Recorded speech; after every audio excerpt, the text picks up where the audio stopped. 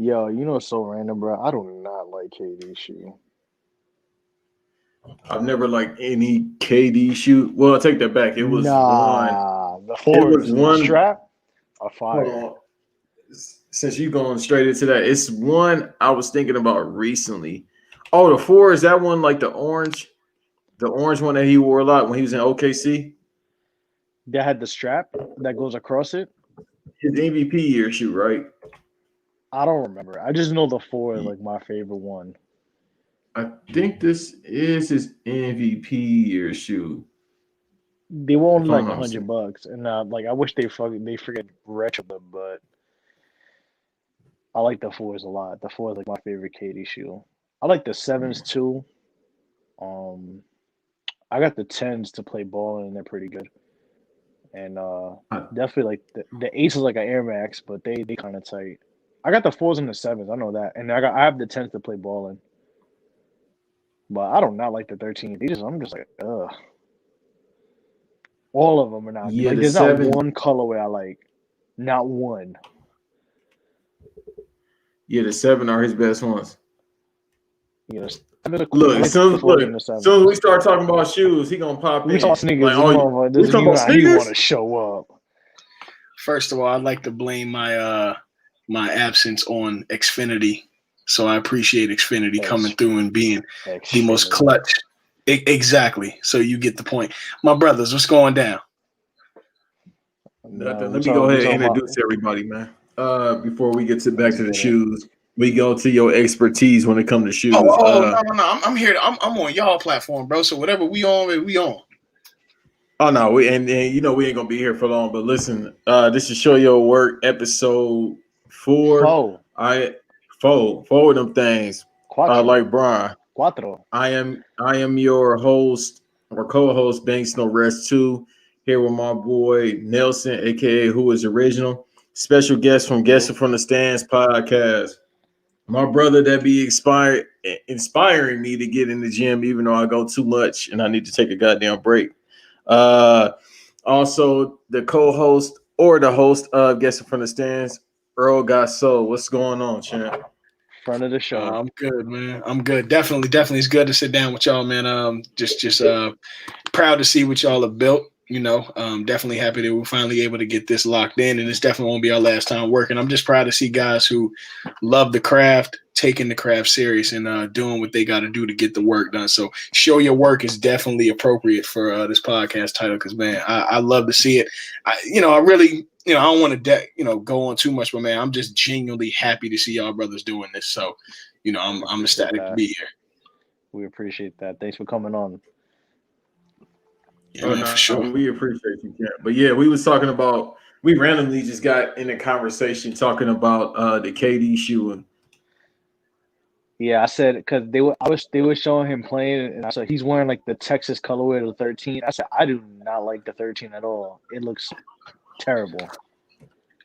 Yeah, it seems like Nike kind of not ran away, but kind of is giving up looks and performance, and I they've don't just think they gone straight care. performance. I don't think they No, care about looks and performance that much anymore. Like the Kyrie shoe to me looks amazing.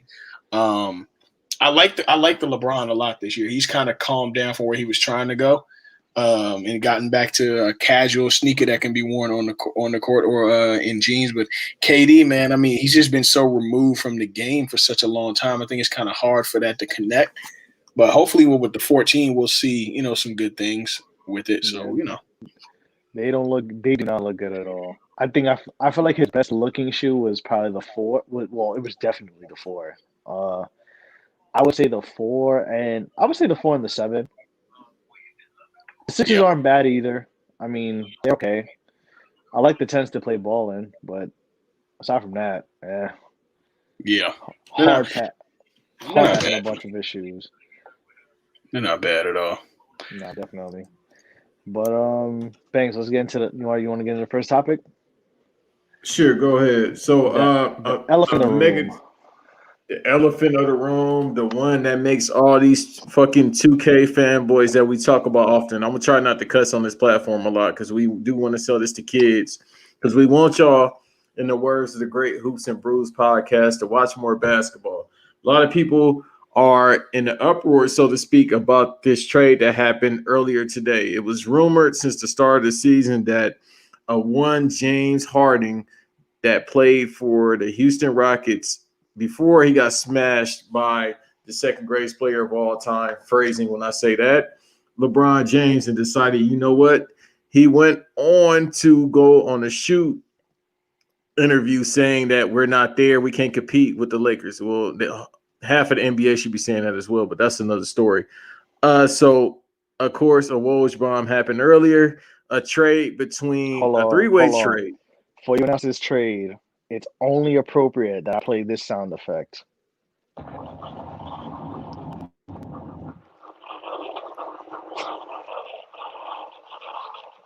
Fucking submarine. Was that a submarine afterwards?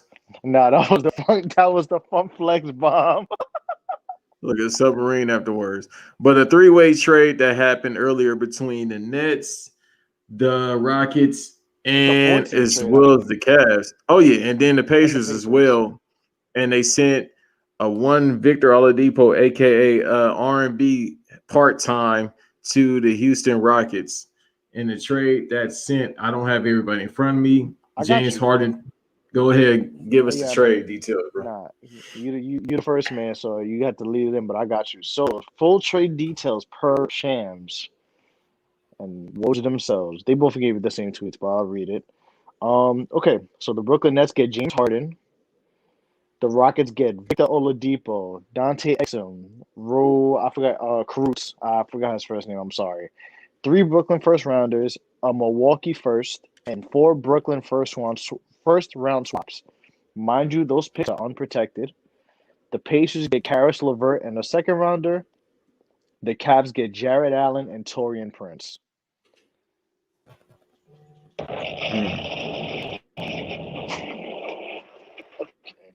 I had to do it again. That's how I felt. No, you New York, so you're going to go OD with that bomb. I already know. No. I'm sure. I got one more left, but we'll see. But yeah, that is the trade. Those are the full trade details. Since you the guest, Earl, how you about this trade? I'll start from the top. I think that it was at best a linear move for the Nets. At best.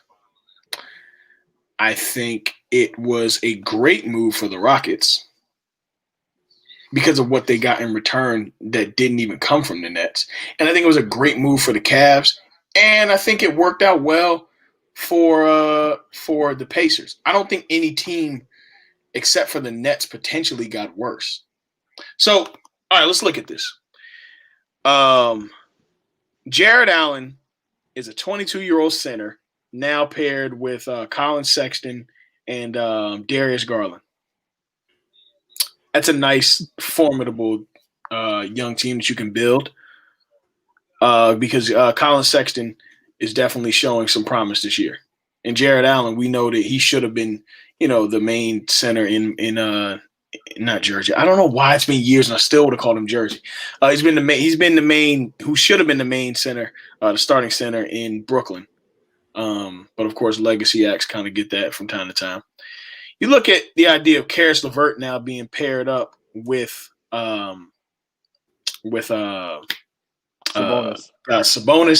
and Brogdon. It works out very well for the Pacers.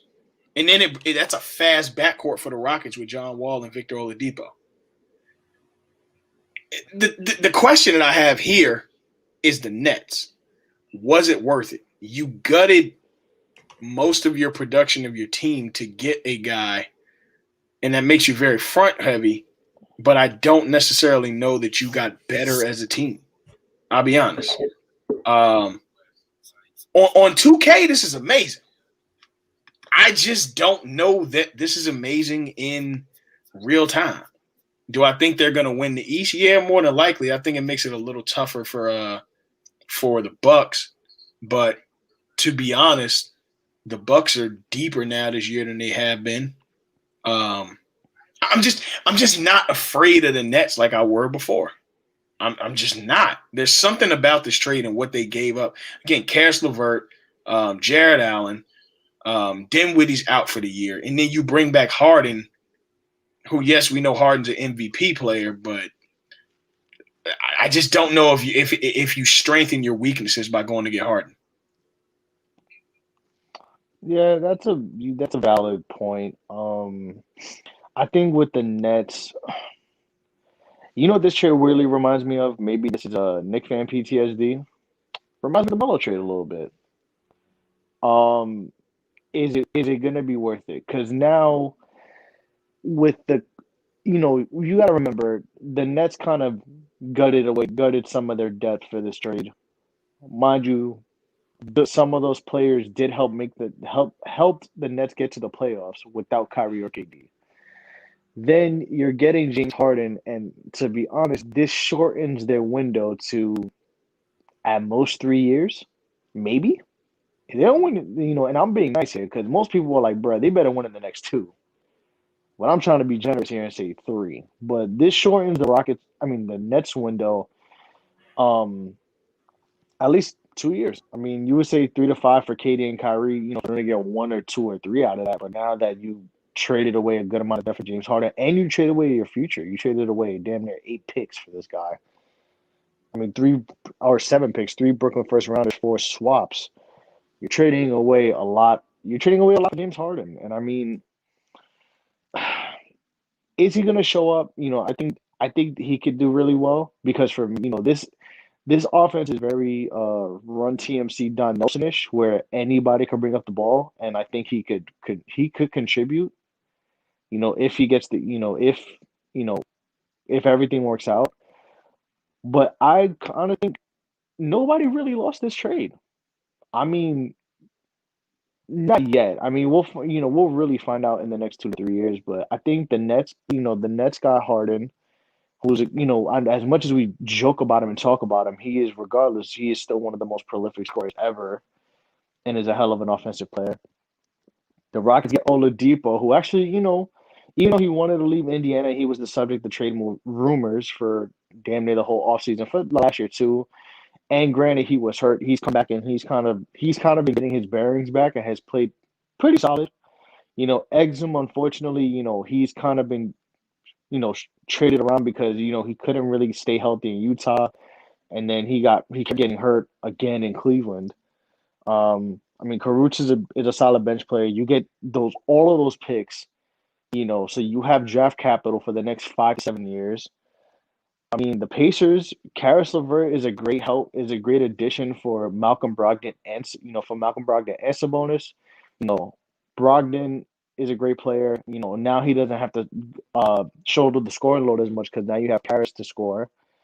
Um, and then with the Cavs, I mean, Torian Prince is cool, I guess, but I actually feel for Jared Allen, man.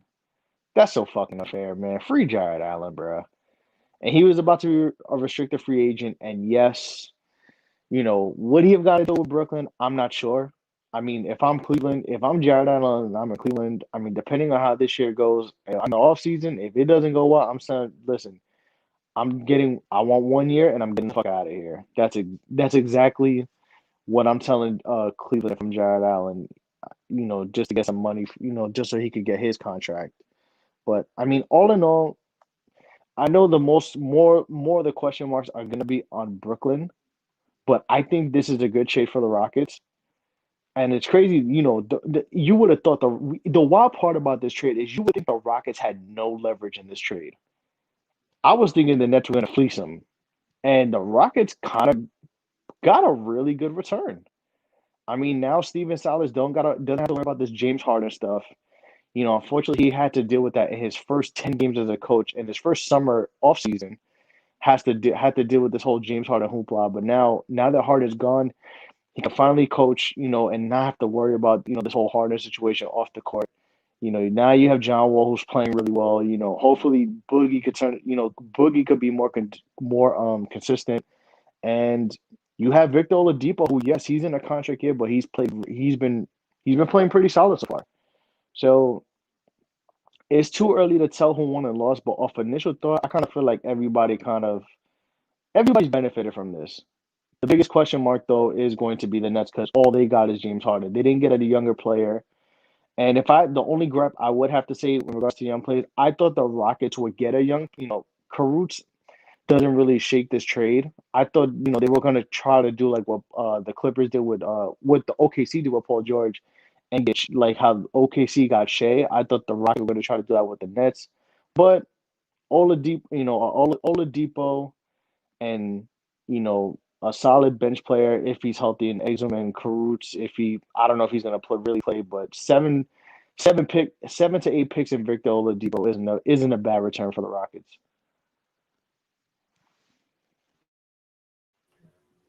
No, I absolutely agree. A couple of things. One, it's only one basketball on the floor. You got somebody that last year, being James Harden, averaged 35.4 points a game. Now he's averaging 24.3, 10.2 assists. Kevin Durant is 28 right now. Kyrie Irving is whatever he feels like it, but it's usually 21 right now. Apparently, he's drinking green tea and on Zoom calls with bracelets on. So that's his passion right now. I think it's a win, like you said, for all teams involved. I think the Rockets still have a chance to make the playoffs, and I think they probably could, but I'll have to make a reassessment of the actual roster and then look at everybody else. Other than that, you two gave the great breakdown and everything, so I'll just say this, and this is where I wanted to go with it originally. It seems to be every time LeBron wins a championship, it's always something in tow. Whether it be some sort of criticism that, maybe, he got an easy championship from 2012, 2013. Then you get to 2016, it's always something. Now you had something that happened this year when they said they was in the bubble and it's easy.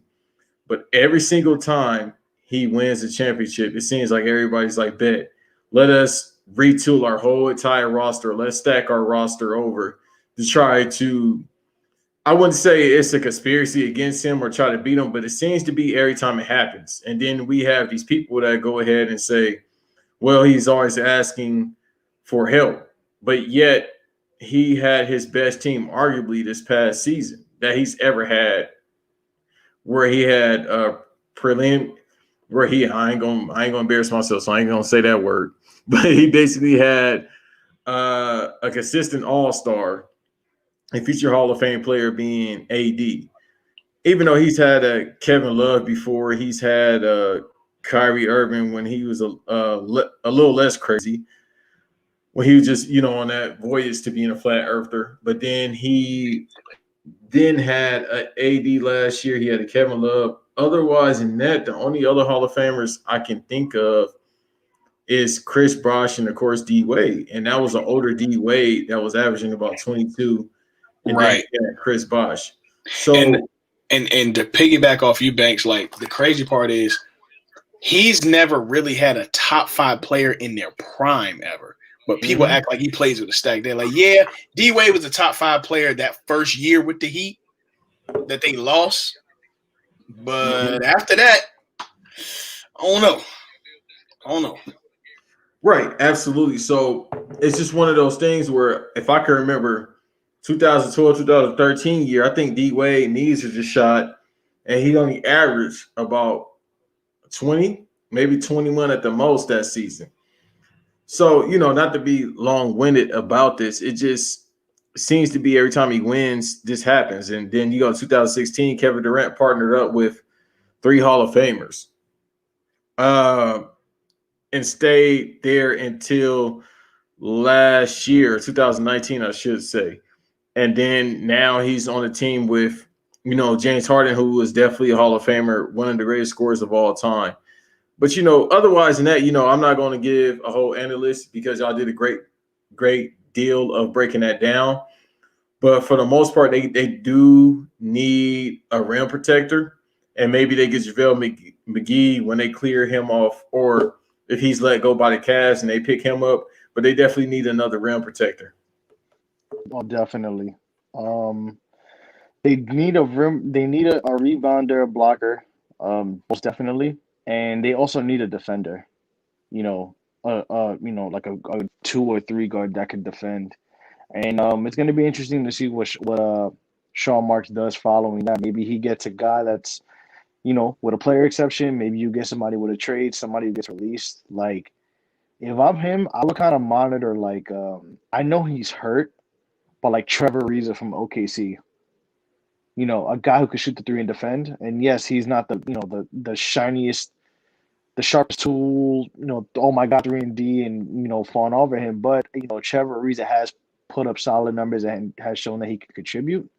So like they should be looking at guys like guys from Trevor Ariza fold who could defend and make a shot when they're open. So I think they definitely need that, and they need another rebounder. Even though they have the young dudes, what's my man's name? Reggie Perry and Claxton.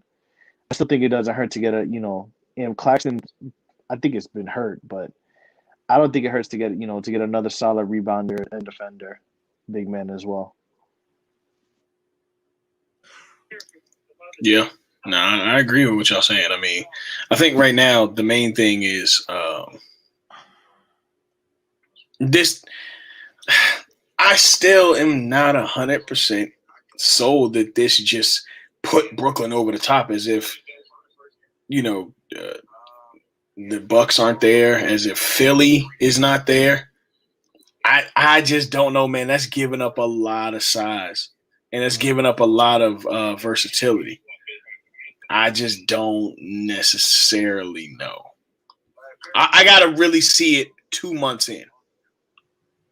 Definitely, yeah. No, definitely. I mean, that's the thing too. Like, unfortunately, with how everything works today, like over social media and like on Clubhouse, just people talking, they're like speculating all this shit. I'm like, fam, like James Harden hasn't even put on a black and white shooting shirt yet. Like, I know it's good to you can speculate, how he can contribute, but I can't make an assumption or make a prediction when the work, ironically enough, like the title of this podcast, the work has not been shown yet. Now, if you give me 30 to 35 games and he's playing like dog shit and they struggle to a 15 and 20 record, then you know what? Maybe this trade wasn't supposed to be what it's supposed to be. But, you know, considering everything with James Harden's situation, considering how this trade went, how hastily this trade, how much of this trade was made in such a haste. I mean, damn near he was about to go to Philly, and then because he didn't go to Philly just because they didn't offer Tyrese Maxey, which is what Houston wanted to do.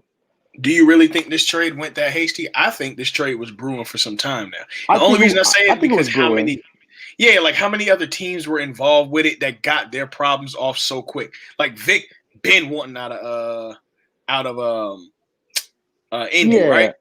Yeah. Like there was just a lot of things that other teams needed addressed that I don't know if this was so quick. I think it was one of the two. And I think the other teams, regardless if he was traded to Philly or traded to Brooklyn, were going to be involved regardless. Because it's like, oh, shoot, let's get this off. Right. Now, I do have a question, though. Do you think this honest, and I think I may ironically answer my own question. Do you think this trade would have been better received had it happened before the season started?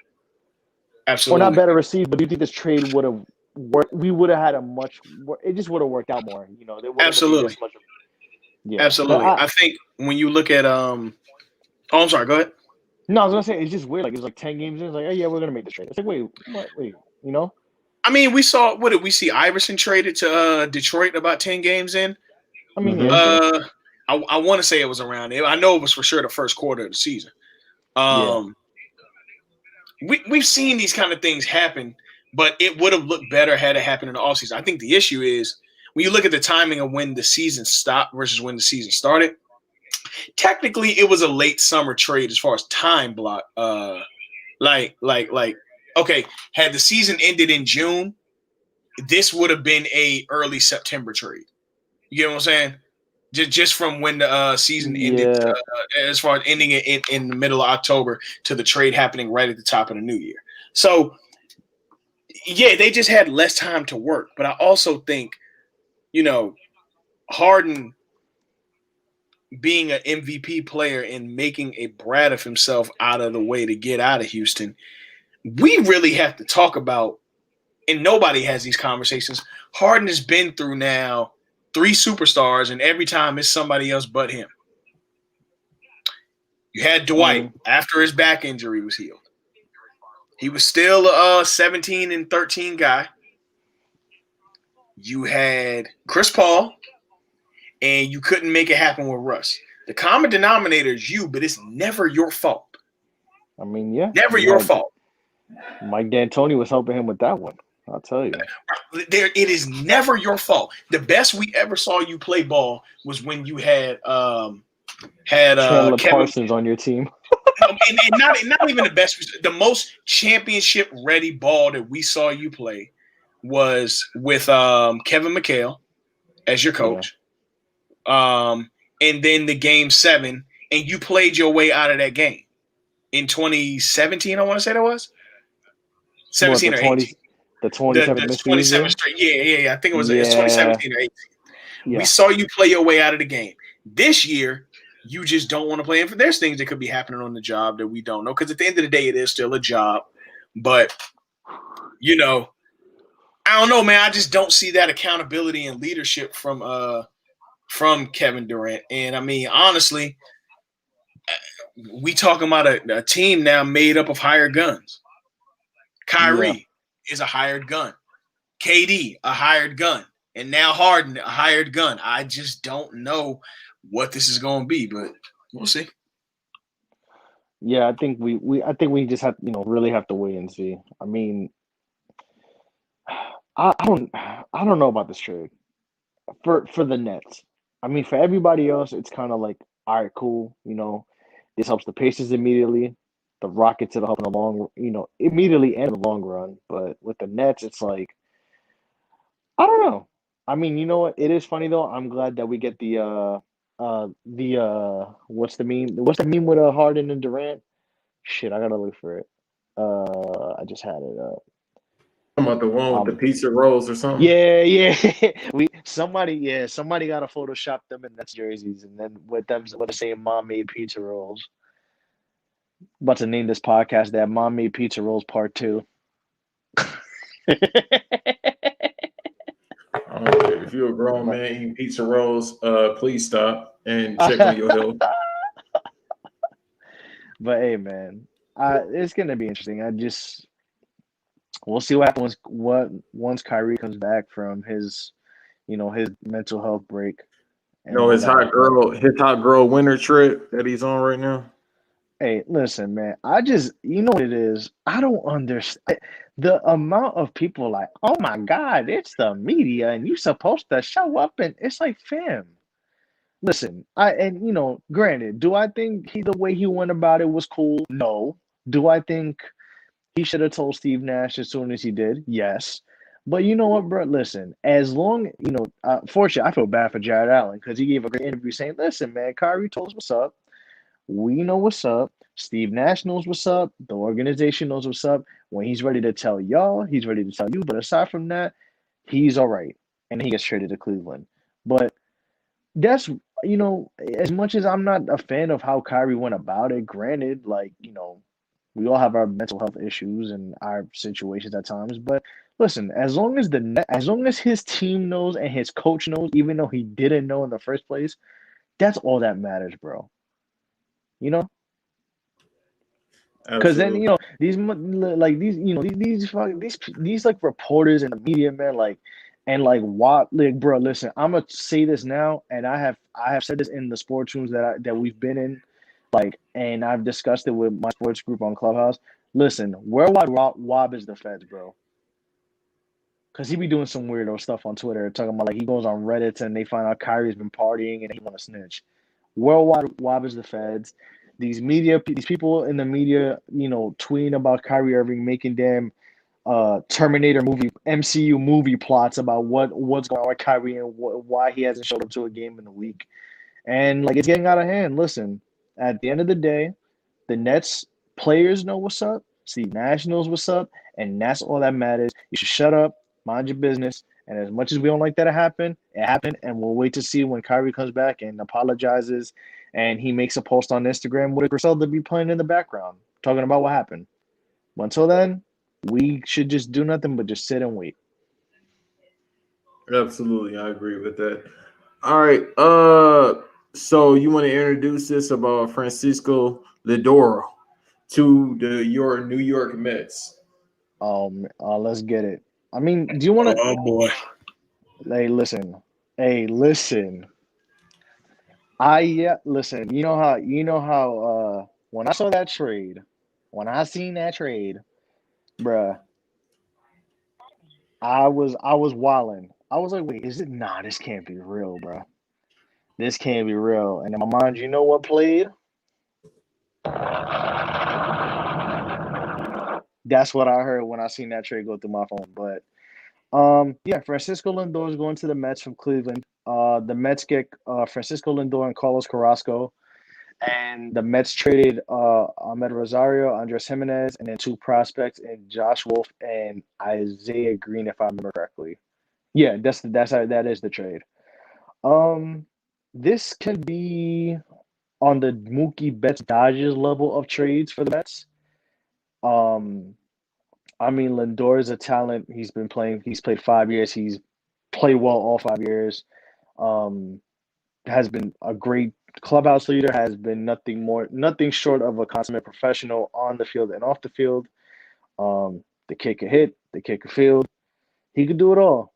And unfortunately, the MLB is swaggerless and doesn't know how to market people, because if they did, he would be one of the more marketable superstars, because he's always smiling and playing baseball. And I mean, hey, that's what matters. But granted, he goes to a big market. He's going to a team that is, I'm not going to say this. I would like to say this because I'm a Mets fan and talk cash shit, but I'm not going to. I'm going to try to be subjective as possible. It is a very good team. Now, this may be in a couple of years. I'm not going to say this now, but in a couple of years, this may be as big as the Mike Piazza trade when the Mets got him from the Dodgers.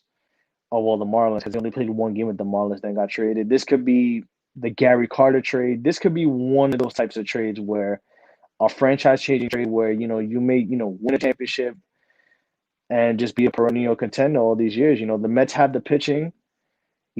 Granted, Lindor's a great option in itself because we have the money to sign to a long-term extension, just like the Dodgers did with Mookie Betts as soon as they traded for him. And with Carrasco, I mean, Carrasco is a solid number 2, number 3 starter in a starting rotation. And his contract is very team friendly. I mean, he's only making 12. I think he signed a 3-year, $38 million deal, if I remember correctly. Yeah, 3 years, $38 million. So, for the value, he's a great pitcher.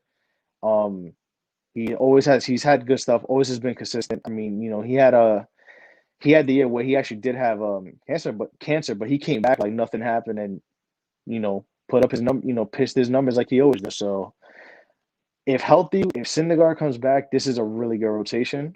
I mean, they got DeGrom, who's the best pitcher in baseball. You got, Stroman, you got Carrasco, you got Thor when he comes back in June or July. And then with the 5th option, it depends. I mean, if Steven Matz could be consistent, you get Steven Matz. If not, the Mets could get, a solid guy for $9-10 million who could be a great, bottom of the rotation innings eater. I mean, listen, bro, I'm talking cash shit, man. I could finally do it for once as a Mets fan. The Mets are looking good. We got an owner that is not only a fan of the team, but wants to spend the money to make them a great team. And this helps them. This helps their chances of getting a World Series even better. I mean, in the next 3 years, he said a 3 to 5 year window, but they could get one in the next year to 3 if they make the right signings and hopefully everybody stays healthy. I agree with that.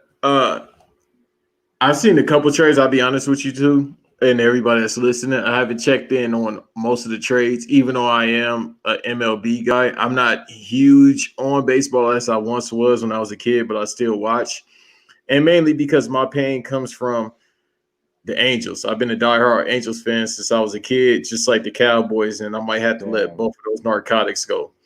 But like Colorado over there. I'm sorry, man. I'm sorry. Y'all laugh at my pain, like I always say. I keep doing this to myself. It's all right, man. I'm a Mets fan. I know how this feels. Right. So I haven't really looked at the trade. So thank you for breaking it down. Francisco numbers. Let me see if I can pull it up, or do you got it in front of you right now? I think I just had them on me. Hold on. I'll get them right now. I know that fastball that he has. I saw something earlier. I think it was on his IG. I saw it on Twitter. Like, bruh, I I don't know what to say about how he flings the ball. It's an art to it. Like I'm getting very nerdy when it comes Yeah. to pitching, but he just it's one of the things where it's fundamental, but it looked cool when he did it. It's like he flung his wrist a certain way, and it seemed like he Right. threw like an 80-mile per ball, just flinging his wrist in a weird way, or not even a weird way, Yeah. just shooting it a sort of way. So I was just like, No, you he know, could do it all, bro. He could field and he could hit. He was the rookie of the year in 2015. He's a 4-time All-Star, 2-time Gold Glover. And he has a 2-time Silver Slugger too. For his career stats going into this year, he's a 285 career batting average in his 5 years in the league. He had 258 last year. And he plays. Every 2019 he played 143 games, but 2016 to 2018 he basically played. He basically played all year. He played 158, 159 to 158, and last year out of the available games he played 60. So he's always on the field. He could hit. He could field. The kid could do everything. the So thing is, he's only 27 years old as well. So exactly, god damn. he's only in his 5th year. He's 27. He's gonna get that contract. Like he's getting 250 to 300 million easy. Hopefully it's the Mets because Steve Cohen. I'm glad we finally have an owner that wants to spend money and is not didn't get finessed by fucking Bernie Madoff. And I'm so glad. I am so glad that our owners are not A-Rod and J-Lo, bro. Yeah, Thank what happened with that oh sale? my Because they was trying to get the oh partners for it, but what happened? Did it fall all out? right. So what had happened was they did a bidding process because the team owners beforehand were the Wilpon brothers, Jeff and Fred Wilpon, who were both idiots, and then I think it's Jeff's brother-in-law. One of the his name is Saul Katz. He's married to one of their sisters. One of their sisters. Um, so when they were doing the bidding process, he tried to bid on it last year, but his company got into it. His company had a case with the SEC, because he works like with trading, and it was like a fraud case, but it was an internal thing. They took care of it. He paid the fine. They fired the person. Like they did the necessary procedures to clean up their mess. So they were trying to use that against him, like, oh well, this guy he may be doing fraud. We got finessed. Because the Wilpons gave money to Bernie Madoff, and they got finessed, and that's why they couldn't buy any players for the last 10 to 15 years. That's why they were being cheap as hell. So when it came to the bidding process, the Mets tried to use that against them, and low key, the brothers, the Wilpon brothers, were trying to like basically leverage the sale to A-Rod and J-Lo. Like they were trying to fix the sale. Like not no funny, like no lie. They were trying to like deliberately give them the team. Because it was A-Rod and J-Lo. It was another team that was another ownership group led by the guy who founded Vitamin Water, who's from Queens as well, I think. And then another one, it was the guys who own, I think it's the New Jersey Devils. And another group that owns the Florida Panthers or something like that. It was two ownership groups that also owned other teams. So then when Cohen came, Cohen had the bread because Cohen was like, yo, I got the money. Like, I want to buy this team. He grew up a Mets fan. Like, he's a diehard Mets fan. Like, he's that type of owner that you want. That is not only, yes, he has the money, but he's also a fan of the team and loves the team dearly. Like, he's hasn't expressed it enough. So they were trying to the Wilpons were basically trying to get the sale to go to A-Rod and J-Lo. And then Saul Katz, who, like I said, is the co-owner who owns 25% of the team, told him, Bro, I thought y'all wanted the like. What are y'all doing? Like, y'all really trying to give A-Rod and J-Lo this group when, yo, this guy's giving us the bread. This guy's giving us this guy's giving us a couple $1 billion. Like, bro, I thought y'all wanted the money, right? A-Rod and J-Lo not giving us enough money. Like, just bro, sell the team. Bro, it's not our team anymore. Basically he told him, bro, let's get our money, get the fuck out. Which he made the right move. And that's why we are where we are today. But Cohen could have gotten the team last year, but with his trading company and the situation that was going on with that, they tried to use that against him. They tried to say like Bill de Blasio could like veto the sale and say like, oh well, because he's in New York, like, we don't, he may have another white collar thing happen on Wall Street, and we don't want that happening again. But all in all, despite all those roadblocks and despite them basically trying to not sell him the team, he got the team, and I can't be any happier. Facts. All I'm thinking about is if J-Lo would have had, a partnership with that team, would it change the Met colors to green and they got to wear that dress? Because I'm so damn tired of seeing that damn green dress she's been wearing for like 30 years now. That is hilarious. Bro, yeah. She be trying to wear that dress every 2 years. Like, it's like, fam, okay, we know you wore the 2000. We got it. Fam. Somebody got to let her know. Well, Nelson, I will say, welcome to the big leagues. Congratulations on getting the owner who wants to spend the money to compete, make moves to compete.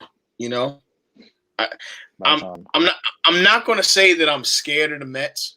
Me, obviously, without giving more hints, I am an avid Yankees fan, but not a bandwagon Yankees fan. Gary Sheffield is my favorite player of all time. So, it's from those days.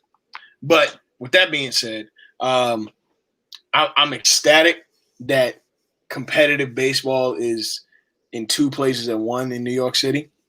Shout out to my guy Jake DeGrom. Old teammate from back in the day. Definitely doing his thing. Still crazy that he's playing baseball at all because he was a hooper. Jake, and he played shortstop too.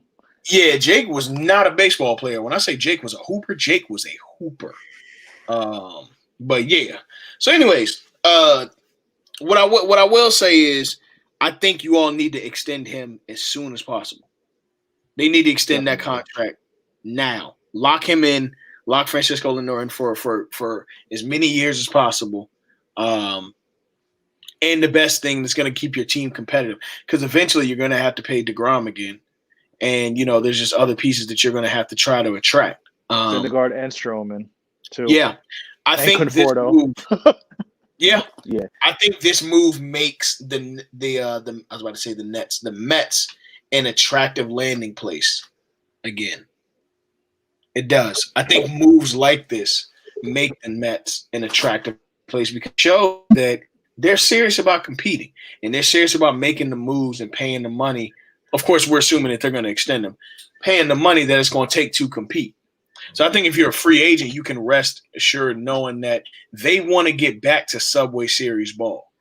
They want to get back to competitive ball and get back to really trying to win the NL East. Because, Washington just won in the last few years. You got Atlanta, who looks like they're going to dominate. And, they need a 1-2 combo. And let's not also forget the Marlins look good as well. That's a very decently heavily weighted division in baseball. Definitely. So, the Mets got to do something to be competitive. I think that they're trying to make themselves in the – and maybe not necessarily in the AL East, but at the same time, something of that nature where you could have 3 teams make the playoffs. They're trying to do that. So, yeah, in that division, with all those young bats and all those great young pitchers that they got in that division, plus you got the crosstown rivalry with the Yankees. Yeah, I don't think the Mets are here to play around. Hey, you did not mention the Phillies. That is absolutely hilarious considering they signed Bryce Harper. Yeah, I guess they have Bryce.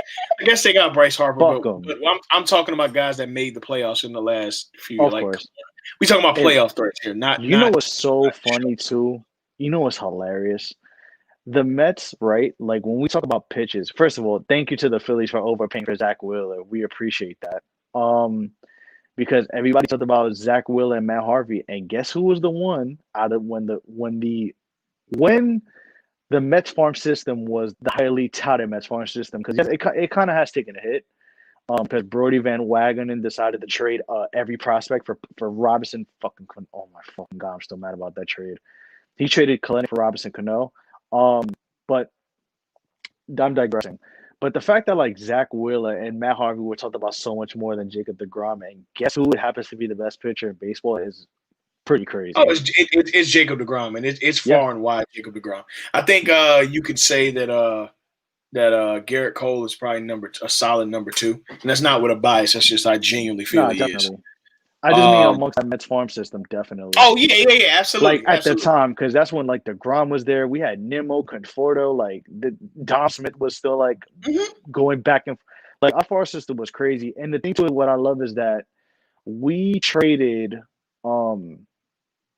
We got the best shortstop in baseball and a very solid number 2, number 3 starter, and did not have to give up our top 7 prospects.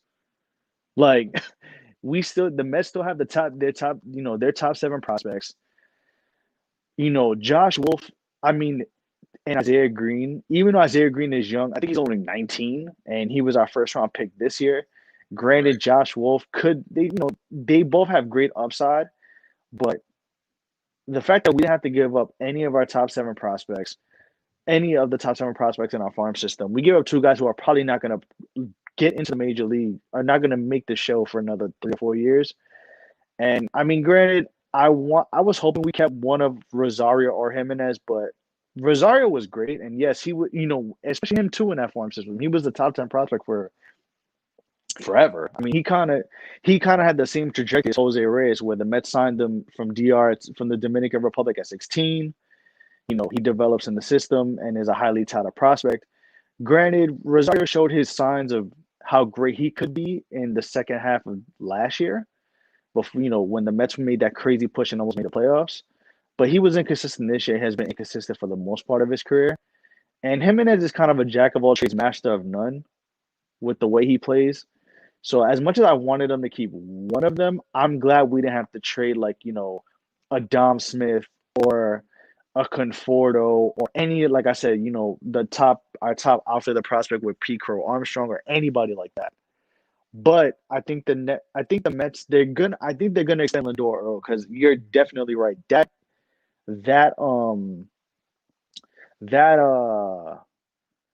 extension is vital. I think though, because I did read into like what they're trying to do next.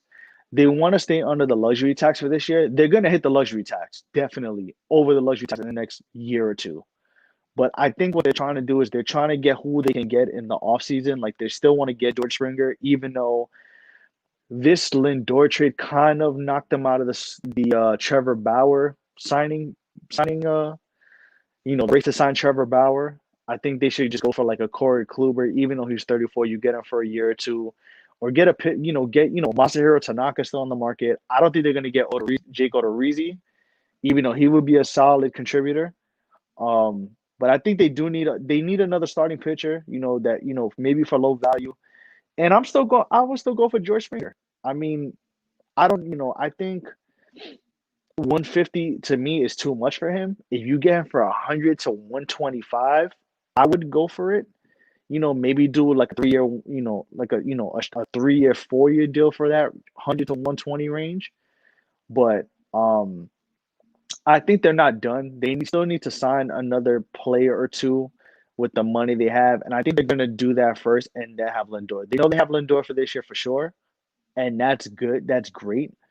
But if I'm the Mets, I'm kind of focusing on getting what I need to get, and then after that, you talk to Lindor and lock him up. But it's going to be an interesting debate for them because in the next couple of years, like I said before, you have to Thor's contract, Syndergaard's contract is coming up. Conforto's contract is coming up.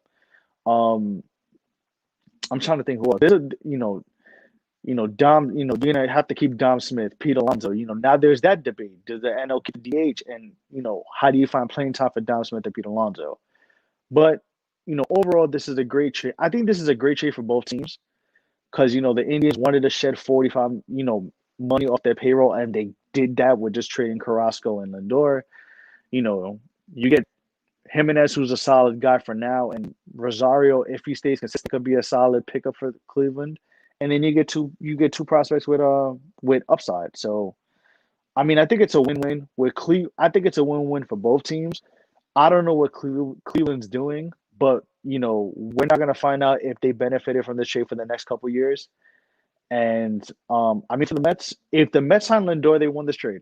I mean, I think they won this trade regardless, but them locking him up, kind of like what the Dodgers did with Mookie Betts, is what they need to do in order to really find out if we won the trade or not. Because like I said before, this is if the card, if everything falls in there, if the fortunes fall right for the Mets, this is as big as the Mike Piazza trade. This is as big as the Gary Carter trade in the '80s that got them to win that World Series in '86. This is a trade of that magnitude for the Mets, and we'll find out this year what happens. Absolutely. And we'll definitely be talking more about the MLB as we get closer to the season starting. Moving on, definitely. We got the NBA, and I like how my co-host titled it, the NBA versus COVID-19. So let me use this metaphor, all right? Because I've been saying it for the past couple of months now. Listen, right now, COVID is Westbrook 2016-2017 season, but with a higher field goal percentage. So I'm going to give it about a Shaq field goal percentage of 56, because right now, as we speak, in this horrible country, COVID is putting up at least fucking 30, 20, and 20 a night. All right, how we're going right now. So as we speak right now, 2 games got postponed. I'm currently watching it as we're recording this, the Clippers versus the Pelicans, which I was looking forward to. Zion is not playing due to protocol that relates to COVID. Now, I think people just think when they hear that automatically the players have COVID, but for the most part, it's just precautionary measures. Maybe they went out and they like, nah, you're supposed to sit wherever you're supposed to sit at. So games are being postponed, in my opinion, before I let my co-host and the guest star come on and talk about it. In my opinion, I don't know how long this lasts. You couldn't do the bubble again just because you got teams flying in and out. So how do you make that work? They are doing the smart way by letting very few people come into these arenas, or a few in fucking fuckhole Florida. Excuse me. No disrespect to anybody that's in Florida, like Jacksonville, and currently where my brother Earl is, just because he's out there, but I don't fuck with Florida. They're just letting people come to yeah, they letting people come to Magic games, and I believe Heat games, but definitely they let people come to Magic games. But so everybody else is kind of, or for the most part, I know with the Lakers being that it's in LA, they're not letting anybody in the Clippers, they're not letting anybody to the Staples Center. So gentlemen, in your opinion, and I'm gonna give mine, I don't see how the NBA season goes. It's going to take somebody to really get ill for them to be like, all right, we got to shut it down. But if that doesn't happen, maybe they don't shut down the season. But gentlemen, in your opinion, how do you see this going? And I'll let our guest Earl go first. I think the NBA is going to go just as planned. I think at this point, as a country, we have learned to live with this thing and live with the ramifications of this thing. Let's mention something that hasn't really been talked about a lot.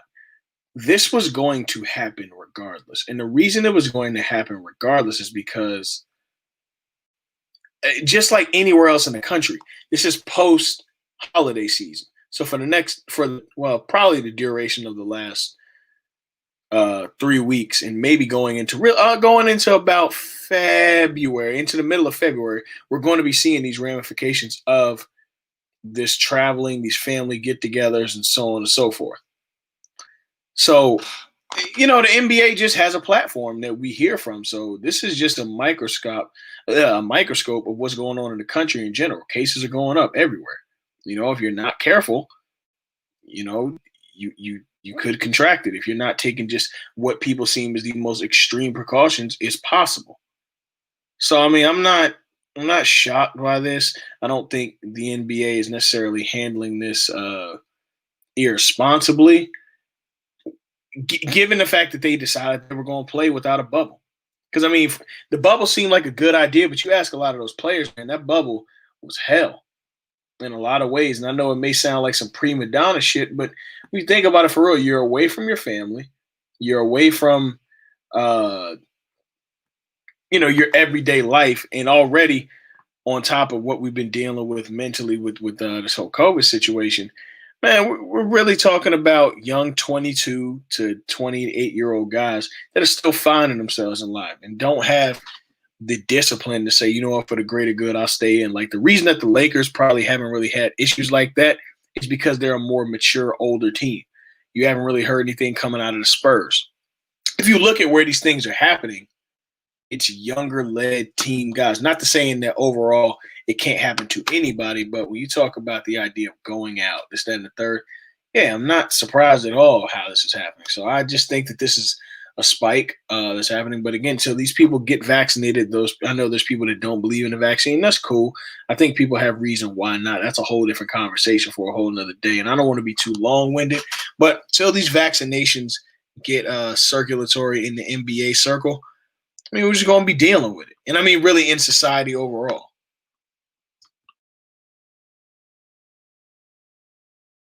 Absolutely. Go ahead and elaborate more if you want to, brother.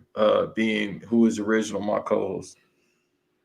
Yeah. All right. So here's the thing. I when this whole traveling thing, I understand the NBA lost all that bread, and they trying to recoup their money back because they lost, what was it, like a billion, I think, right? A billion or billion and 1.5 billion or something like that. I know they lost a lot of money. You got it correct. 1.5 billion, and they would have had more money had that China deal not fall through. Right. So they trying to recoup the money. I get it, but at the end of the day, like, I kind of was hoping they were gonna do something along the lines of the NHL, maybe, where they would have done like a East Coast and West Coast bubble, which worked out well for hockey. I think with the hockey was the East Coast bubble was Toronto and the West Coast bubble was Edmonton, I think, or Vancouver. I honestly don't recall. And I think they're pretty sure they're gonna do the same again this year. But they could have done that. They could have done the smaller bubbles. They could have done like divisional bubbles. They could have had an Atlantic Division bubble, a Southeast Division, Southwest, Northwest, et cetera, et cetera. But the NBA lost the bread. They're trying to recoup that. They kind of weirdly scheduled their games like baseball, like with the MLB, where teams were playing back to backs. Playing the same team twice. Doing home and homes, et cetera, et cetera. But regardless, these guys are in their home cities, and yes, they're traveling or they're going to where they need to go, and it's bound to happen. These guys either going to the supermarket or their girls going to the supermarket, or they're with their kids and their families are out and about, and then they come home and it's like they're getting this. And I feel like they wanted to, they kind of had it in mind that they wanted to do the first half and see how this was going to work with traveling, and then maybe the second half of the season, if they do a lockdown or things get ugly and they go, then they go to the bubble, right? I just don't. I wait. So were you I'm gonna say sorry. something? I'm sorry to cut you off, brother. So in the case of the bubble, I did. They ran the idea briefly about that, about doing the bubble with the West Coast, East Coast, because originally when they were talking about bringing the season, that they were really rushing to bring back because they lost revenue. I'm just glad that both of you, of course, that's why I'm recording with you, because you both had the intelligence to know that this is all about money, because that's what America is based on. Let me not get, because you got Kyrie and your Abby, so let me not have my Koofy on to get third eye. Nah, So go ahead. Nah, you go. Nah, we. I'm. Nah, you go. You go. You go. adjust the kufi nice and tight, bro, for when it's your time to go. Trust me, you got it, brother. No, because you already know how I get, and then we trying to market this properly, so I can't go on the full tirade. Yeah, #capitalism. yeah, so I But can't go on that. But it's in fact true. It's just like Earl said, it's based on if you catch it, and you figure it out. If you really messed up, you can't go to the hospital now because of what's going on. So America is just based on, hey, just freestyle it, because you got to go work, because God forbid if they gave us money monthly like these other countries have been getting a month to stay at home, or you get things faster if you're on unemployment, then you don't have to necessarily go out like that. But being that Americans are hard-headed, they want to go out and party. I've seen, shouts out to that song that's trending that y'all know about. Apparently a couple months ago when a girl performed it, it was in the basement with hundreds of people there. Once again, that was a couple months ago, not 2 years ago when this song came out. So right now, I know they talked about the bubble. They were talking about having the bubble in Arizona or LA, and then having the East Coast games wherever they were going to have the East Coast games. If it comes to that, which it could be, it's got to be something drastic. Like I said, really, because particularly how sports work, if your star player, let's say, God forbid, if LeBron were to get sick, who is still the biggest money maker for the NBA as we speak. I don't know if he leads in jersey sales, but he's still the face. So when people talk about the best player, what are we talking about? If you're talking about on the floor, yes. If you're talking about overall for the league, yes. It's Lamont James still. So it has to be something where, God forbid, if he gets sick real bad, then it's like, okay, we got to figure it out because he's making us money. But let's say if who can I use right now? That's like a 12th man. Let's just say, all right, if I'm just off the top of the head, God forbid if Joe Harris gets sick, he's like, just put him in quarantine, everything be okay. So it's just where we at right now as a whole with this country. It's just based on, oh, you got sick, just go sit your ass in the room. And in the case, because we wrestling fans, we just seen what happened with Drew. It's kind of like, all right, go sit in the room until you better. And of course, you take your medicine and everything like that, and then just come right back to work. Like, I don't think a week or 2 weeks is good enough, my guy, even if the test says I'm negative. So right now, where we at with it is just basically, okay, somebody was just out, cool, put them in a room, keep them away from each other. So it's definitely going to take a point to a player getting sick for them to really shut down the league, because, God forbid if a multi-billion-dollar franchise, or I'm sorry, if a multi-billion-dollar company loses billions of dollars, $1 billion, and then you got these owners who making billions of dollars off these black players, and the players only getting about $200 million, it's just, oh God, it's the end. So, I just hate on a side note, and I'll let y'all go. I just hate the fact when we talk about, or these people talk about how these players are making the excess amount of money and they need to be playing. These motherfuckers, I'm trying not to cuss, but these owners are making billions of dollars off these players. They ain't playing. They sitting at home with $1,000 suits on and just letting these players just run. So in the case of that man that's in your Abbey, I'm not the biggest fan of him far as his game. I think he's a hell of a player, but I'm just never been a Kyrie fan, and because he played for Duke. So that's the biggest negative he had when it comes to me. When people talk about him not showing up and him being unprofessional, I'm playing a recreational sport, making millions of dollars. It ain't my fault they giving me millions of dollars to do this. And I just fall out of love with certain things. Maybe he's just not interested in playing right now. Now, I will say it's kind of irresponsible for him to be at a party without a mask, or him just being a party in general. But at how the state of America is right now, if I see other people at a party, you know what? Maybe this COVID thing ain't that bad. Maybe I'm going to go, hell, Mulatto have a party every day in Atlanta. So what does that tell you? People just don't care at this particular moment in this climate, in this fucked up country. And if you got to edit this, I'm sorry, bro, but they are some fucking idiots. And I mean that. And the reason I say is because, dog, you're putting people at risk for your own selfish ambitions, Yeah. dog. Like Absolutely. hypothetically, right? Let's say I didn't give a doggone about nobody and I went to a party. Now I'm just running willy-nilly out, you know what I'm saying? And then I come next to you and get you sick and you have an underlying condition and gets exposed. My recklessness and you know what I'm saying, caused you to go through what you're going through. And that's wrong. That's wrong as hell. So like, I'm sorry, bro, but I don't feel bad for anybody. Or let me not say I don't feel bad for anybody, but I just feel a way when people say certain things like, oh, it's not that bad. It's just fam. What this has done to hundreds of thousands of people reportedly, and let's not even talk about what's unreported. We can't just take this as, oh, it's just COVID. Nah, it ain't that simple. So I just hope whatever platform we on, we can use to say that people need to take this thing as serious as possible. No, I'm not editing anything. And you see how many times I said I'm trying not to cuss. And I am definitely at that point. When for the listeners and y'all in general, my brothers, anytime y'all hear me say I'm trying not to cuss, that means I'm going to fucking cuss about 20 more times. That's just me trying to stop myself from cussing.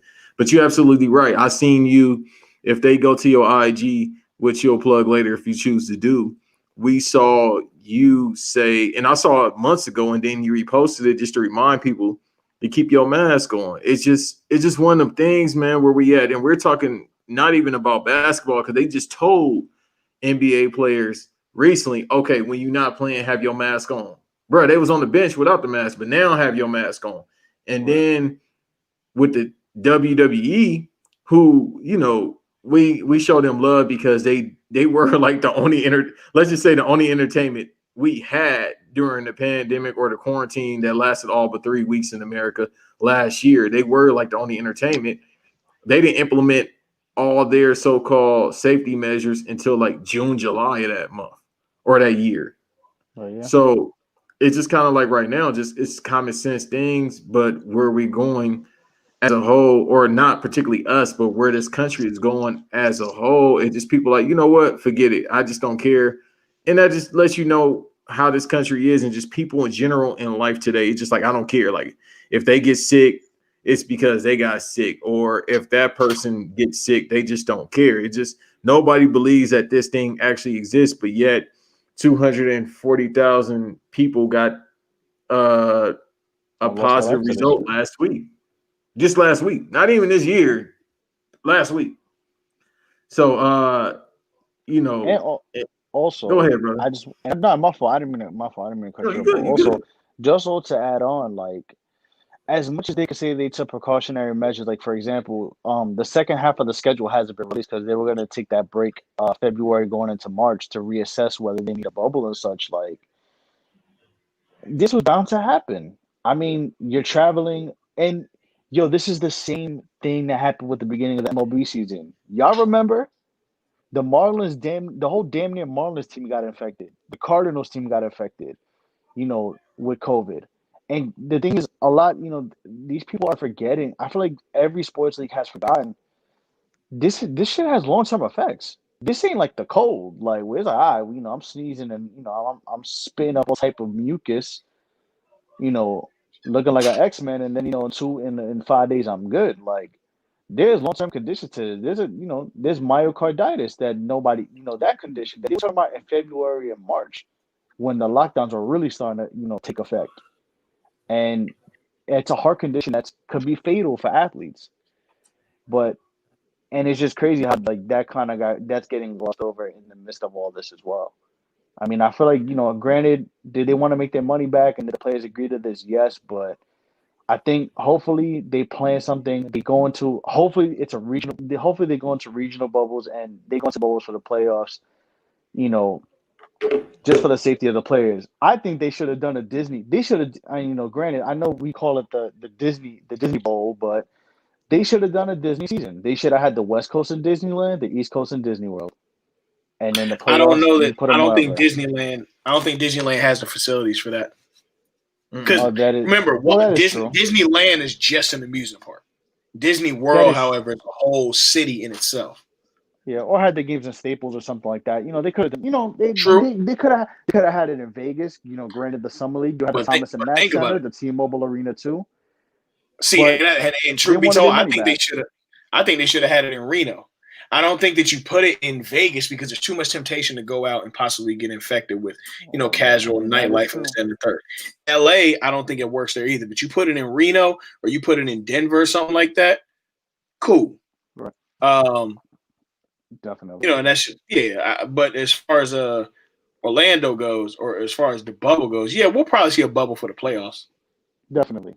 And also, I was gonna mention this before, but we were, Banks was talking and you were talking as well, Earl. They updated their protocol for COVID. For the NBA updated their COVID protocol. So now, for the next 2 weeks, players and staff must remain at residence while in the home market, except for team activities. Road teams are prohibited from leaving the hotel or having guests because they did have guests in their hotel rooms. Mind you. The pregame meeting is limited to 10 minutes in the locker room. Other meetings must be on court or in a room large enough for a 6-foot distance. Pre and post game limit interact. Pre and post game, they're advising players and coaching staff to limit interactions to elbow or fist bumps, limit socializing, and maintain a 6-foot distance. And face masks must be worn on the bench and in locker rooms at all times. Okay. And they just implemented that last week, if I'm not mistaken, right? That is correct, sir. Yes, yeah, that is correct.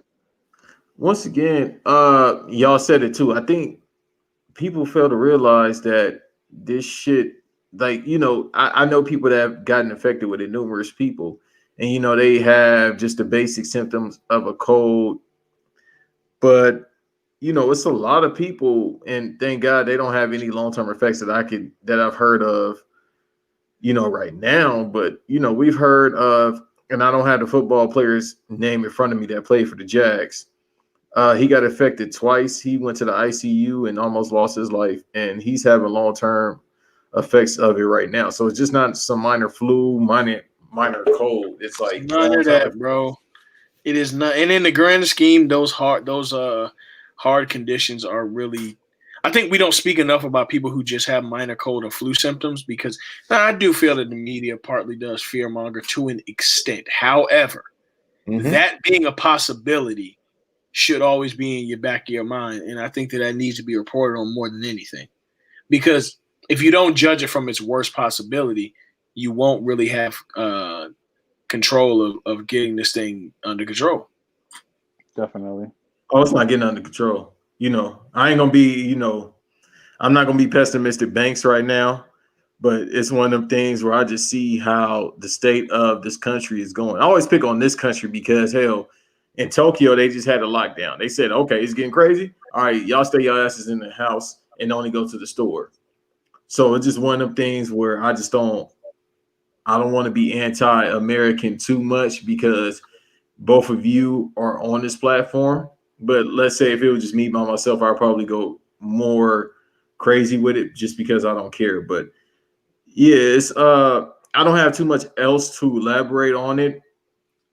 It's one of the things, man, where you just think about how much does a dollar cost, which is a Kendrick All right. song. It's just how much is a life worth? Because I just think about like, damn, bro, what if these individuals, get sick and then it's that long term thing, and then you just lost money. Like if you want to think about it in the business aspect, somebody gets really ill and then they come back, but then long term they might have to retire because of something like Earl said, heart conditions that's been happening with some people, or they have a long term effect with their lungs. Then it's like, so now you're about to lose out money. If it's a star player, you about to lose out on jersey sales. I mean, you might still get the jersey sales even though that player retired, but long term, when we do have crowds in 2025, how do you have people coming to your arena if they can't see a player play that they want to see?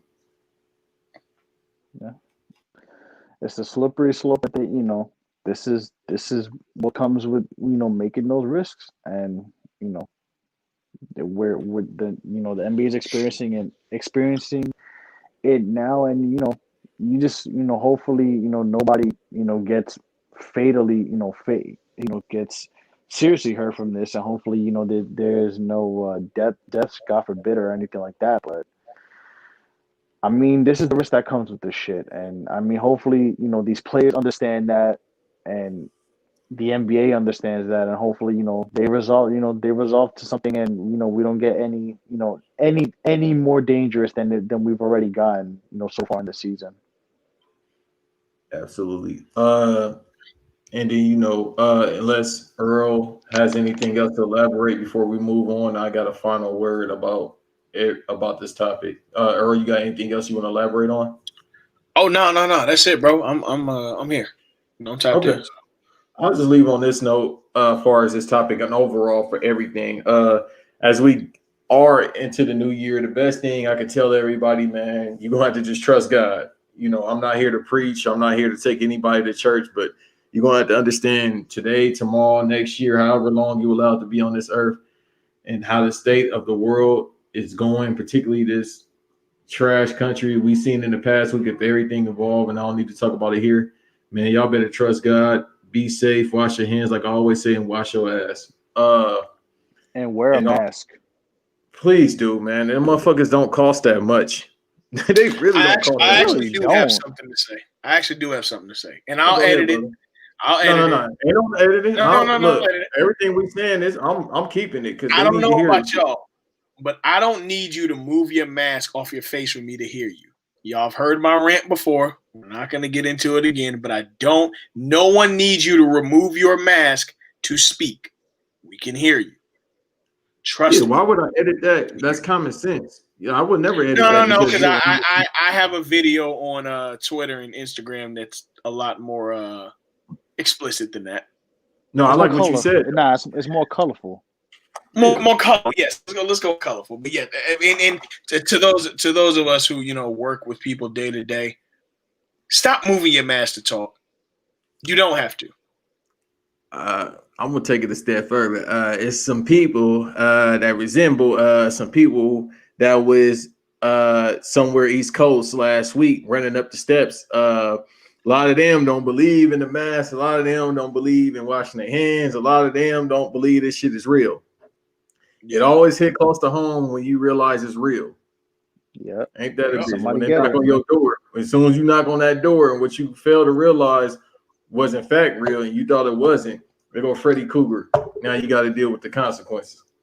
So wake your ass up. That's real. Exactly.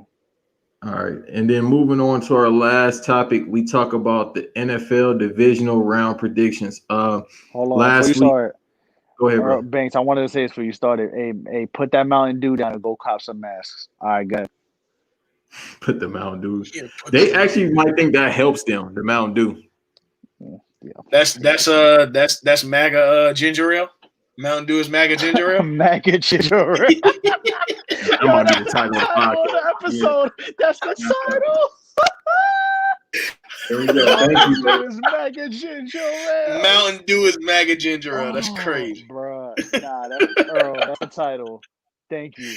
I was thinking of something. I was gonna say Kyrie gonna have a caption over Griselda Beats as the title, but Mountain Dew is MAGA ginger ale. That's the title of this episode. Mountain Dew is MAGA ginger me up. I'm like, damn, should I start drinking ginger ale? That's my favorite beverage. Oh yeah, that's the one. That's the one and two. Every black household gonna have that. And rubber tuck. I'm gonna say something as a Hispanic man, Puerto Rican. Black people in ginger ale is like Puerto Rican and Dominicans with vapor rub. Oh yeah, that Vicks, yes sir. That Vicks, yes sir. Shit, that Vicks will get you right. Man, you put Vicks on everything. Yep. If you sick, the tub of Vicks is gonna be red. It's gonna pop up like Genie in Aladdin. No, that's fine. I ain't gonna hold y'all. I gotta be truthful on our platform.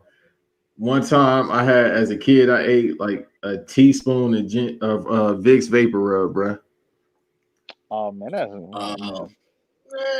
not bad. Listen, man, I accidentally brushed my teeth with Bengay as a kid. It happens. Yo, we are human beings. I know your mouth was hot as hell. I was like 3 or 4, bro. Hey, man. Your teeth shouldn't have fell out.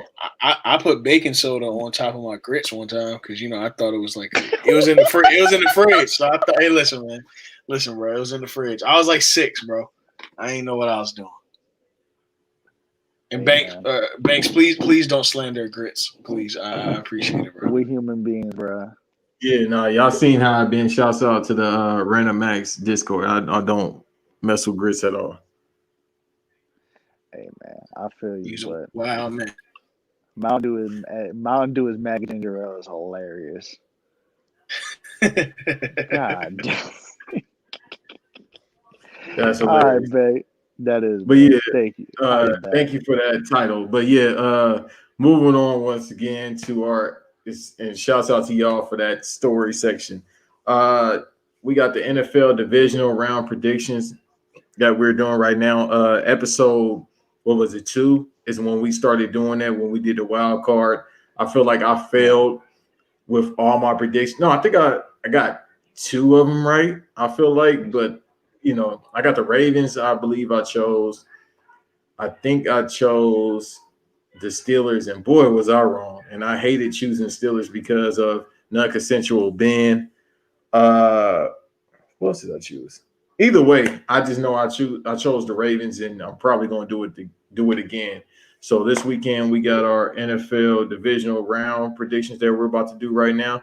As I bring it up, I'll let you two start it up, and then I went before Earl starts. I went 4 for 6 last weekend. I got the Bears Saints game wrong, and I got the Rams Seahawks game wrong. So I did all right last week, but damn, I did choose the Seahawks. I forgot about that. Yeah, I did too. Trust me, man. The Seahawks. I hate this because I feel bad because like I know shout out to Seattle, but hey man, they lost to a quarterback with no thumb and a quarterback that got his head taken off. Damn, cold game. But go ahead, Earl. Oh, I mean, just as far as like how did we do last week? No, I mean we Banks and I were just discussing that because we picked it in episode 2 because our third episode was like a video game soundtrack episode. We deviated a bit, but when we did the picks, like I think Banks said he got 2 right, and I looked again and I got 4 of them right. Oh, so last week on Guessing from the Stands, I got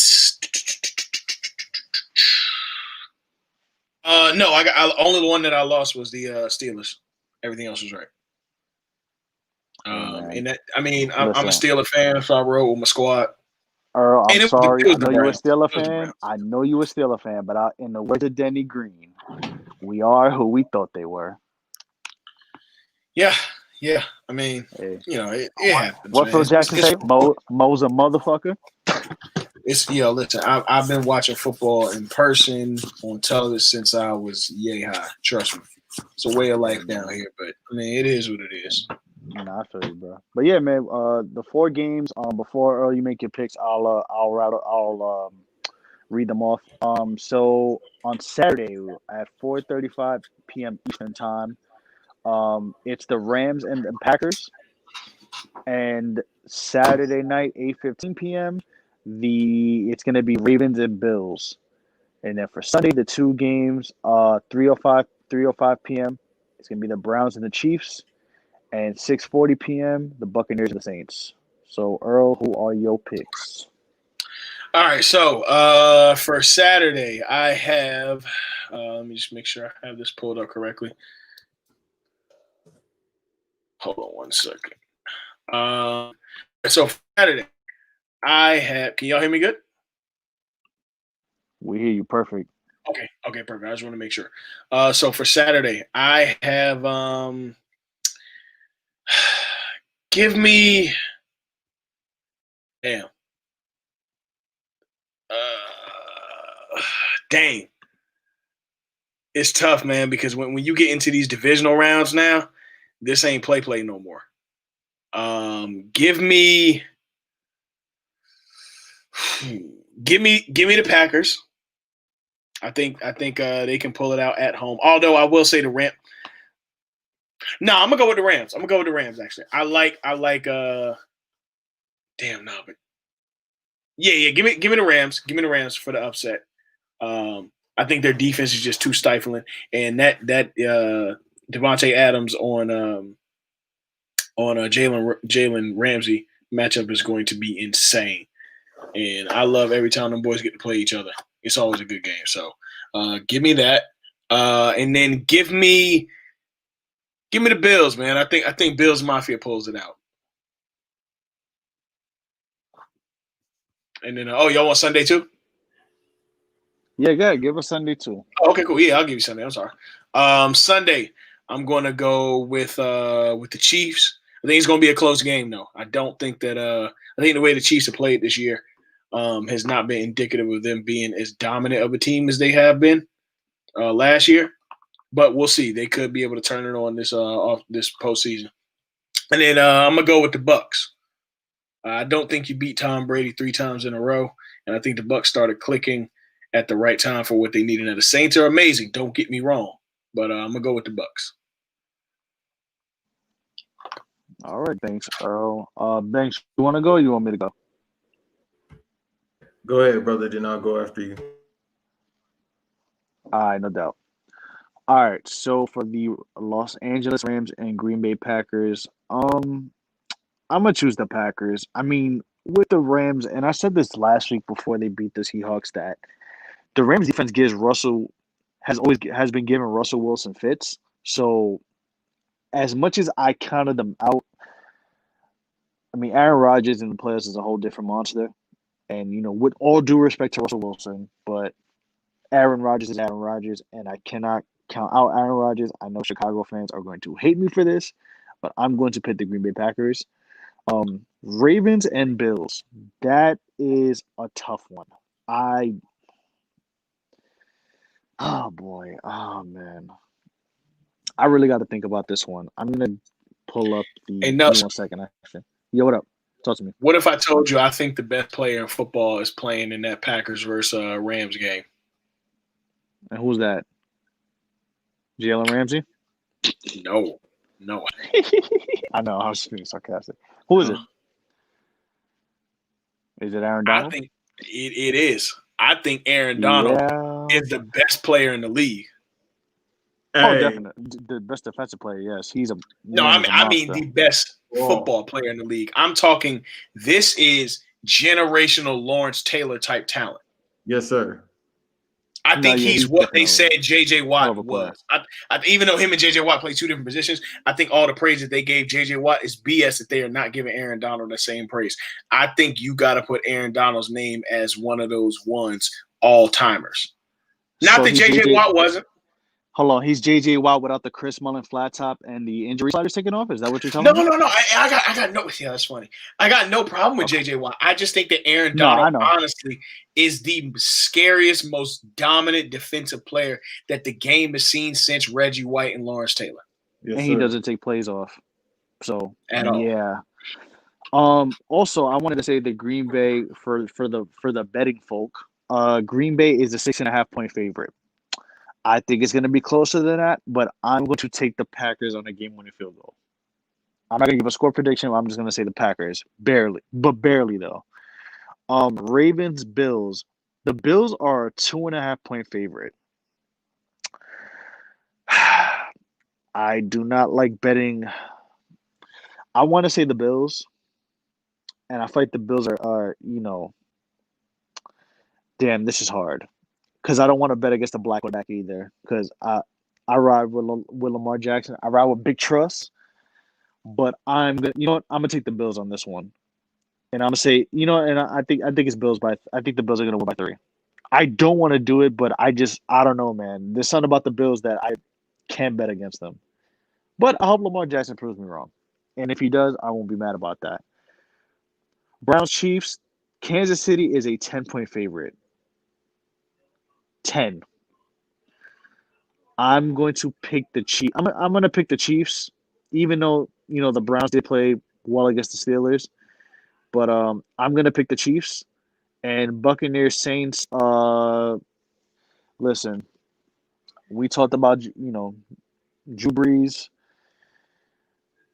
and Brady. We're getting this. What is it? The third time, right? We're getting Brees and Brady in the playoffs. or right?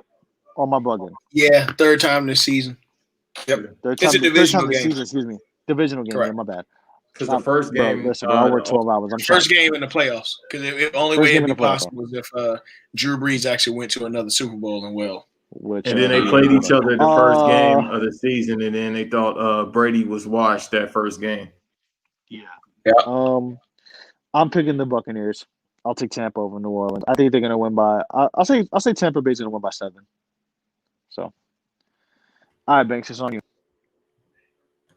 Yes, sir. So for my picks, I bet against them last week and I lost my damn money. So this week I'm going with the Rams against the Green Bay Packers. I like Aaron Rodgers, but I really don't like Green Bay. I don't like Wisconsin. And it's probably because of my Chicago affiliations. So I'm going with the Rams. And if you want me to go with an analytical standpoint, once again, like Earl said, Aaron Donald is probably the best player in the league. If not, Pat Mahomes boy is number one, and then you got Aaron Donald. But the way that Aaron Donald changes everything, changes the total of the game on the defensive end when there's something that an offensive player is supposed to do. We haven't seen that since LT, the person that got me into football besides the one Deion Sanders. So I'm taking the Rams. With the AFC, we got the Baltimore Ravens versus the Buffalo Bills. My pick is I'm going with the Ravens with Conch Jackson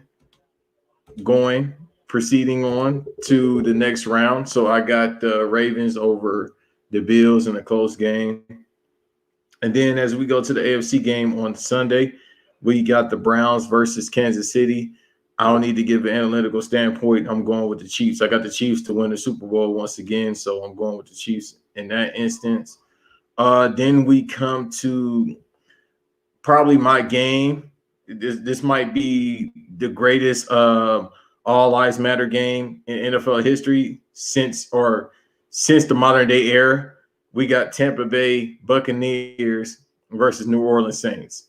So it's definitely about to be a lot of Proud Boys crying as they see these two old bastards play, probably for the last time. I hope to God so, because I really don't like Drew Brees. I love Brady. Hey. I don't like Drew Brees. I really don't like that I mean, hey, Drew Brees is gonna pop like bubble wrap if he get hit hard. Hey, you know how they be hold on, Earl. I'm sorry, brother. Let me say this real quick. Y'all see how people talk about stat padding? Y'all talk about the great Russell Westbrook, one of the greatest players of all time. Drew Brees do that. Russ don't be doing that. Drew Brees be doing that. Go ahead, Earl. I got the stats right here. I don't necessarily understand how you can stat pad. I never understood the idea of stat padding. Like, well, because I think they mean his per ratio. So how many times he plans on just throwing the ball, because he breaks a record. It seems to be every damn game or every season. And then the NFL, they give you records like the first player to throw 20,000 passes and things like that. But the thing is, in a little bit of defense for him, even though I don't like him, he never really had any running backs to begin with. Never. Like he had Reggie Bush, but Reggie Bush was taken. Reggie Bush. Yeah, Mark Ingram. Now Alvin Kamara. Who were three? Kamara, and he's been. Yeah, but Bush was. You know what it is? Bush was not a bad pro. The thing with Bush was he wasn't as dynamic as he was in college. But Bush wasn't a bad pro. I was about to say his coon chip was activated. No, nothing like that. No, nothing like that. But just like, no, he just. A lot of times, those kind of games in college do not translate to the pros, unless you're like a Derrick Henry. But Derrick Henry is just a straight up the gut, pounding type, like a Marshawn Lynch type runner. That kind of game translates, but all that stuff that Reggie was doing, no, of course not. But we're not here to talk about that today. I mean, my thing is, and then I don't necessarily agree with the stat padding thing. I can understand it, and I know the gist of what people are saying. But at the end of the day, for me at least, and it's just for me, you got to do what you got to do to win. That's just for absolutely. Me. No, I'm with you. But the thing is, if we want to go back and maybe that I start going crazy because me being pro Russell Westbrook and how people say he's past that, it kind of made me think along the lines of how people say Drew Brees past that. But I don't believe it to a certain extent. I just brought up the analogy because if y'all gonna say that for an NBA player who was the greatest guard defensive player or guard rebounding player we ever seen, then you see a guy like Drew Brees, it's like what's stat padding to begin with. Either way, I don't really fuck with Drew Brees. Great quarterback, won one championship 11 years ago, but same thing could be said about Aaron Rodgers, who won his shit almost 10 years ago. It'll be 10 years, in a month or two since the Super Bowl. So I'm with you, bro.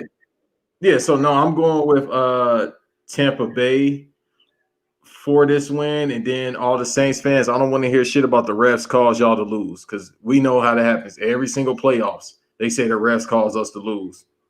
I think they got some valid points in that, but also you shouldn't put your team in a position for a ref to determine whether or not you win a game.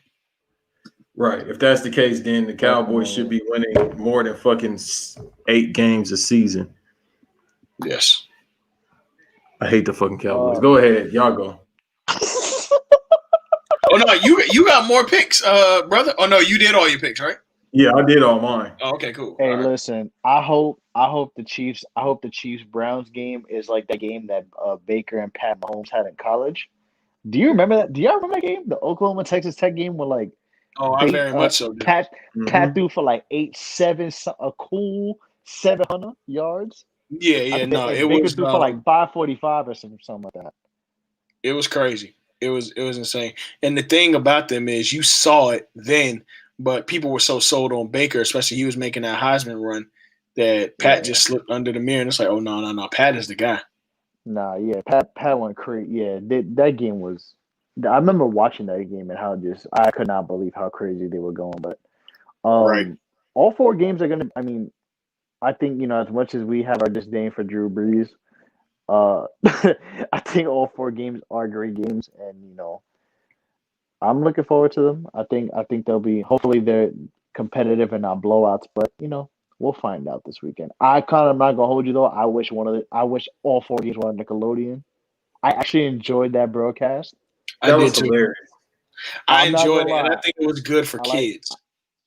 Definitely, it's just fun and different, and I like how they I like how it had a different look to it, but I like how the scoreboard looked a little different. How they were created with the first down markers and the touchdown and the slime cannons and shit. Like I was like, I don't know about this, but watching it, I'm like, you know what? It was a fun, different way to watch it.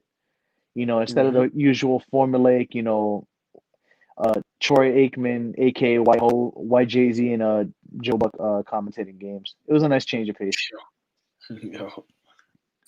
Yo, you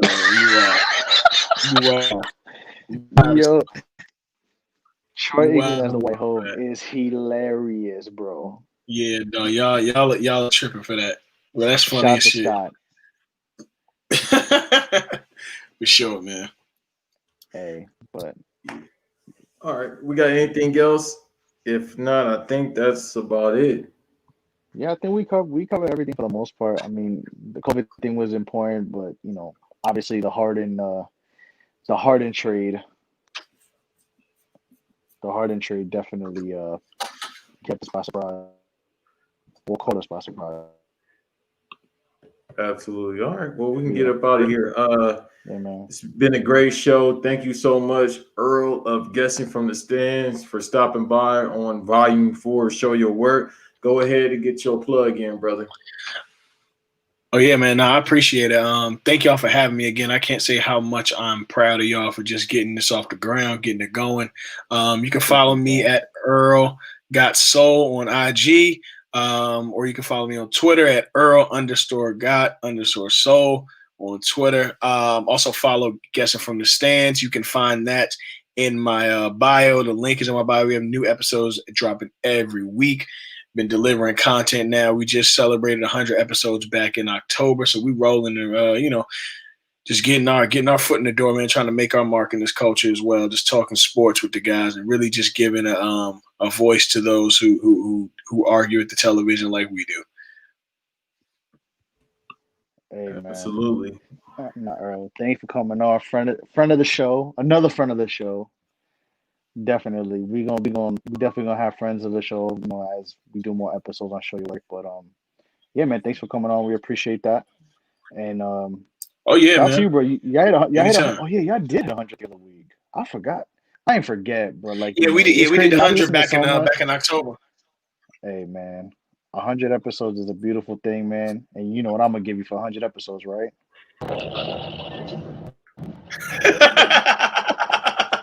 Nah, that's real. Banks He gonna hate me by lied. Banks gonna hate me That by is episode 10, worshipful. bro. I'm dropping flex bombs for any good thing that happens to either any of my people or any of my teams. Nah, that's But hard, hey, man. man, Y'all keep nah, keep man, working, man. The work needs to be done, and y'all showing your work for sure. nah. So I Of course, appreciate y'all man. for real. I appreciate you. Thank you, bro. I guess it's my turn to plug myself. Hey man, follow me at Who Is Original, WHOISORIGINEL, mainly on Twitter. IG, I'm not gonna hold you, I really don't use it like that. I mean, Banks plugs, the shows, and I'll add that to my story, but that's really about it. So you'll mainly see me on Twitter. If you're on Clubhouse, it's not as elitist as it used to be anymore. But if you're on there, I help co-mod 2 rooms, which is We Are Sports and the Sister Basketball Club, which is Attack the Rim. So follow me on there. I'm usually on there as well. And also, I actually forgot to tell you, Banks, this, but I kind of thought about it today. I told you a couple weeks ago that I was gonna do a wrestling club, and I applied for it, and I still have not got anything. And I found out the secret to that is doing more rooms. So I guess it's an announcement, but my wrestling club Faces and Heels. The first room is most likely gonna be a Royal Rumble reaction room the day of the Royal Rumble.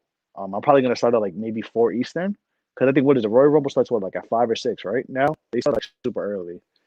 So I made I think it started 7 still. I Yeah. think. it Yeah, does. I think it seven started I o'clock. mean, 7, 8. Yeah. with the with the pre-show and all that hot stuff, I think I'll probably start it like at 4, maybe 5, like just to get people to come in and talk and get ready in advance, for the Royal Rumble. I may do something the week of too, like a kind of a Road to Royal Rumble room.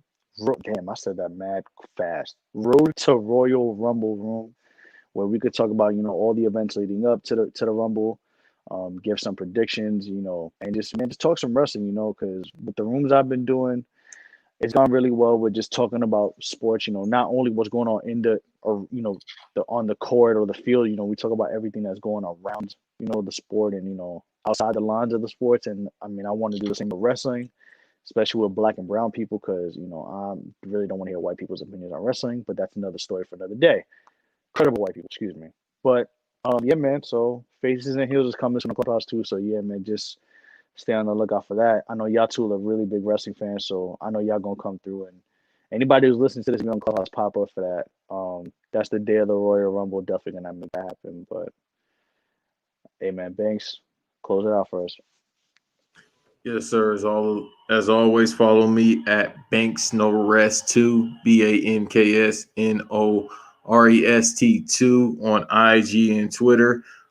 Show Your Work is on YouTube, Spotify, Apple, all DSPs. Yes, sir. We're also have a distribution deal with Struggle for Success podcast. Shouts out to Nico. Follow that at SFS Podcast Net.